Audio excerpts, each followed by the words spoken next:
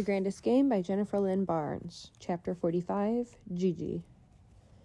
Optimism was a choice, so Gigi chose to believe that the time she spent staring at herself in the bathroom mirror was productive. Best case scenario, Knox and Brady would perform an exorcism on the ghosts of their pasts and hug it out, all while Gigi brilliantly and single-handedly solved their riddle. To that end, she pulled out her trusty marker, which she might or might not have stashed in her cleavage, and hopped up to perch on the edge of the sink so that she could write the words of the riddle on the surface of the mirror. I come before fall, after the center, and not at all, in front of a horse named Lily or Rose, or coolness in shadow. I'm all of those. What am I? Staring at the beginning hadn't gotten Gigi anywhere, so this time she started at the end. The last time, the question, was self-explanatory. The last line, the question, was self-explanatory. I'm all of those seemed to indicate that the answer somehow fit everything that had been previously described. Moving up another line got her to coolness in shadow, which probably, maybe, possibly, conceivably meant shade. In front of a horse named Lily or Rose. In the riddle, that bit had occupied 2 lines, making it seem like there might be 2 separate answers, one for the flower, one for the horse, but ignoring the spacing, they flowed together. A single clue?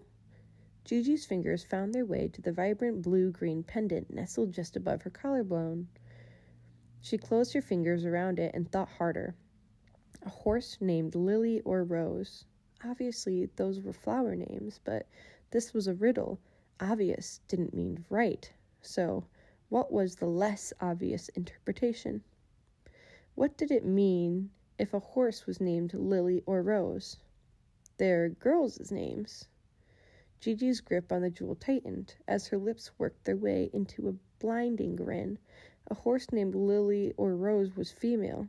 And a female horse, Gigi could feel it. This was something. A female horse is called a mare.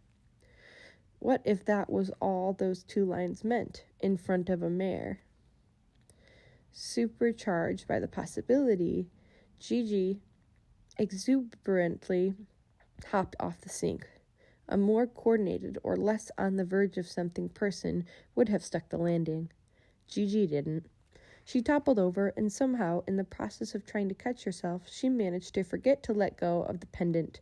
She felt the delicate chain break. Her knee-jerk reaction was to open her hand. The jewel slipped from her fingers, fell to the floor, and shattered. No, not shattered, Gigi told herself. Broke.